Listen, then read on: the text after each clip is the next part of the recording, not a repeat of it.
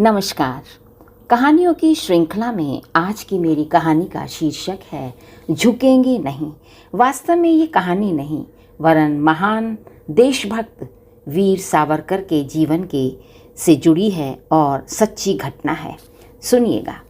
घायल शेर की तरह ब्रिक्सटन जेल की कोठरी में सावरकर इधर से उधर घूम रहे थे। उनकी आंखें अंगारों सी दहक रही थीं। उन्हें क्यों इस नरकीय कोठरी में बंद रखा जा रहा है? एक बार भारत भेज दिया जाए तो वे दिखा देंगे कि हम देशभक्त किस मिट्टी के बने हैं। एकाएक उनकी विचार श्रृंखला टूटी। उनकी कोठरी की छड़ों को कोई हिला रहा था। घूमकर देखा तो जेल के वार्डन ने बताया कि कोई वीवीएस अय्यर उनसे मिलने आए हैं। अय्यर को कोठरी की छड़ों तक छोड़ वार्डन कुछ दूरी पर जा खड़ा हुआ। तब अय्यर ने गर्म जोशी से सावरकर का अभिवादन करके उनका हालचाल पूछा। एकदम बढ़िया, सावरकर ने जवाब दिया। अय्यर ने महसूस किया कि सावरकर बहुत कमज़ोर हो गए हैं। चेहरा पीला और निस्तेज था। वे बीमार दिख रहे थे पर आंखों की चमक बरकरार थी। इसका मतलब है उनका मनोबल नहीं टूटा है। अय्यर को इस बात से प्रसन्नता हुई। दोनों कुछ देर धीमी आवाज़ में बातें करते रहे। अय्यर ने उन्हें सभी ताज़ी गतिविधियों से अवगत कराया। उनकी मुलाकात का समय खत्म हो रहा था। सावरकर ने अय्यर को नज़दीक खींचते हुए फुसफुसाकर कहा, भारत जाते समय मैं भागने का प्रयत्न करूँगा। भगवान ने चाहा तो मैं तुमसे मार्सेलस में मिलूंगा। अय्यर उनकी हिम्मत के आगे नतमस्तक थे। जो आदमी जेल में है, जहाज़ यात्रा के समय जिसके पैरों में बेड़ियां होंगी, ऐसी हालत में भी यह बहादुर बच निकलने की योजना बना रहा है। इसी समय वार्डन ने मुलाकात के वक्त की समाप्ति की घोषणा की। अय्यर सावरकर से विदा ले वार्डन के साथ चल दिए। कोठरी के सीखचों को पकड़े सावरकर तब तक उन्हें देखते रहे जब तक वे आंखों से ओझल नहीं हो गए। शुक्रवार 1 जुलाई 1910 को सावरकर पुलिस वैन द्वारा जेल से बंदरगाह लाए गए। उनके पैरों में बेड़ियां थीं। सशस्त्र पुलिस दस्ता उनकी निगरानी कर रहा था। इसी दस्ते की निगरानी में वे वैन से निकलकर MS मौर्या जहाज पर आए। सावरकर को हिंदुस्तान भेजने का पूरा दायित्व इस पुलिस टोली के 2 अफसरों पर था, स्कॉटलैंड वार्ड के जॉन पार्कर तथा सहायक ASP पावर। सावरकर मजाक करते चल रहे थे पर इन दोनों अफसरों के चेहरे पर घबराहट झलक रही थी। सावरकर जितना खतरनाक है उतना ही उसे कैद में रखना अंग्रेजी सरकार के लिए अनिवार्य है। इस बात से दोनों अफसर अच्छी तरह वाकिफ थे। इसका क्या भरोसा कब चकमा देकर निकल जाए। जब तक सावरकर सकुशल भारत नहीं पहुंच जाता, इन अफसरों की नींद हराम थी। वे किसी तरह की ढील नहीं देना चाहते थे।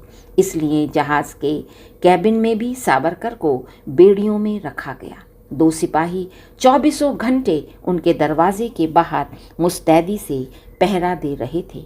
अय्यर और कामा को पेरिस में सूचना मिली कि सावरकर को SS मौर्या जहाज द्वारा भारत ले जाया जा रहा है।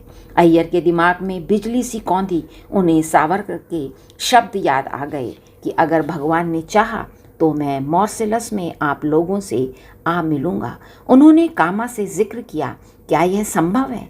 कामा क्या जवाब देती, पर उन्हें नेपोलियन के शब्द याद आ गए। मेरे शब्दकोश में असंभव शब्द नहीं है। ठीक भी तो है। असंभव और संभव प्रयास के बाद ही तो बताया जा सकता है और सावरकर प्रयास अवश्य करेगा, ऐसा उनका विश्वास था। 6 जुलाई को उन्हें समाचार मिला कि सावरकर वाला जहाज मार्सेलस पहुंचने वाला है। शायद भाग्य उनका साथ दे रहा था, क्योंकि अगले ही दिन उन्होंने सुना कि जहाज मौर्या के इंजन में कुछ खराबी आ गई है। मरम्मत होने तक जहाज को मार्सेलस में ही ठहरना होगा। मैडम कामा के दिल में आशा की किरण कौंधी। शायद सावरकर किसी तरह इस अवसर का फ़ायदा उठाने में सफल हो जाए। जहाज ने मॉरिशस के बंदरगाह पर लंगर डाला तो सावरकर चौंके। यह रुका क्यों? पहरे के सिपाही से कारण जानकर उनके दिल की धड़कन एकदम तेज हो गई। यह पहला और आखिरी मौका उन्हें मिला है। इसका फ़ायदा उठाना ही चाहिए। सावरकर ने भागने की योजना बनानी शुरू की। पहले उन्होंने अपने कैबिन को अच्छी तरह परखा कि शायद कहीं कोई झरोखा आदि हो, पर उसे गिरफ्तार करने वाले इतने मूर्ख नहीं थे। कैबिन में दरवाजे के अतिरिक्त कहीं से भी कुछ खुला नहीं था। वे बारीकी से छानबीन भी नहीं कर सकते थे, क्योंकि पारकर की गिद्ध दृष्टि उन पर लगी थी। नहीं, उन्हें जल्दबाजी में कोई गलत कदम नहीं उठाना चाहिए। सोचते सोचते एक युक्ति उनके मानस में कौंधी। उन्होंने पारकर से कहा, वे शौचालय जाना चाहते हैं। शौचालय हो आने में भला क्या आपत्ति होती। पारकर ने उनकी बेड़ियां खोल दी। शौचालय के अंदर जाकर उन्होंने भीतर से दरवाज़ा बंद कर लिया। दरवाजे के बाहर 2 सिपाही पहरा दे रहे थे। शौचालय के दरवाजे के ऊपरी हिस्से में शीशा लगा था, जिससे बाहर से उन पर नज़र रखी जा सके। अंदर पहुंचकर सावरकर तेजी से काम में जुट गए। पहले तो उन्होंने अपना ड्रेसिंग गाउन उतारकर शीशे पर लटका दिया।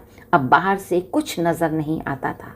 फिर बिना एक पल गंवाए उछलकर वे पोर्ट होल से लटक गए। अपना सर होल से बाहर निकालकर बाहर की ओर सरकने लगे। पोर्ट होल छोटा था, पर सावरकर हिम्मती थे।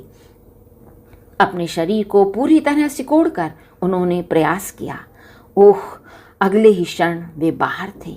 पलक झपकते उन्होंने समुद्र में छलांग लगा दी।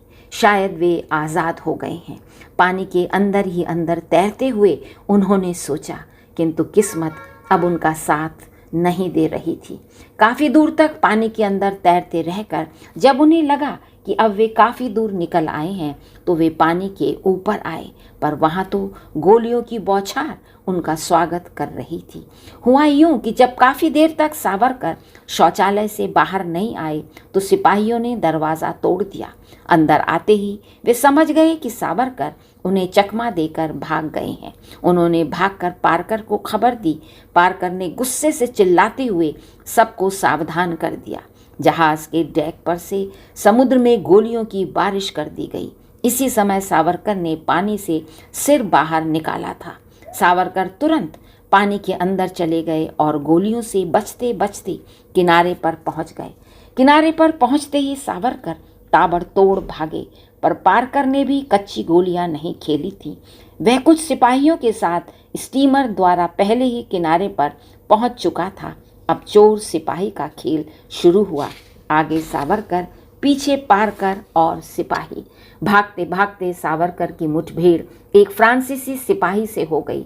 उन्होंने अनुनय की, मुझे मैजिस्ट्रेट के पास ले चलो जल्दी। सिपाही को उनकी भाषा समझ नहीं आई। तब तक पारकर काफी पास आ चुका था। सिपाही ने लपक कर उन्हें धर दबोचा।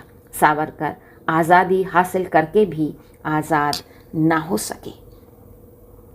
अय्यर और मैडम कामा की गाड़ी पेरिस से मॉरिशस की तरफ आते हुए रास्ते में गड़बड़ा गई, जिससे वो ठीक समय पर बंदरगाह पहुंच नहीं पाए। पर उनके प्रयासों का कोई फायदा नहीं हुआ। भारत आने पर सावरकर पर मुकदमा चलाकर उन्हें काला पानी भेज दिया गया। 2 दशक वो वहीं रहे।